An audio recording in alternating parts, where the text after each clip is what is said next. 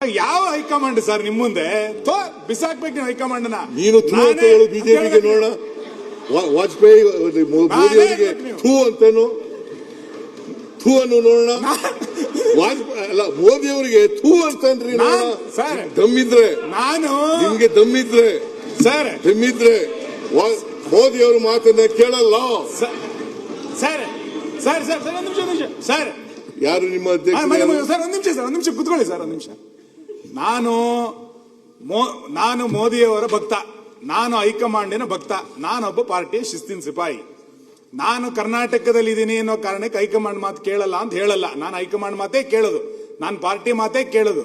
ನೀವು ಸಾಂದರ್ಭಿಕವಾಗಿ ಏನ್ ಹೇಳಿದ್ರಿ, ರಾಷ್ಟ್ರೀಯ ಅಧ್ಯಕ್ಷರು ದೇವೇಗೌಡರು, ನಾನು ರಾಜ್ಯಾಧ್ಯಕ್ಷ ಆಗಿದ್ದೆ ಅಂತಂದ್ರಿ.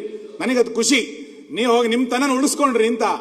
ಆ ತನ 2026ರಿಂದ 28 ತನಕ ಉಳಿಸ್ಕೊಳ್ಳಿ ಅಂತ. ಯಾವ ಹೈಕಮಾಂಡ್ ಸರ್ ನಿಮ್ ಮುಂದೆ? ನೀವು 17 ಬಜೆಟ್ ಮಂಡನೆ ಮಾಡಿದವರು ಯಾವ? ನೀವು 17 ಕೇಳ್ಬೇಕು. ನೀವು ಏನೇ ಜಾಕ್ ಹಾಕಿದ್ರು ಕೂಡ ಇರ್ತಲ್ಲ.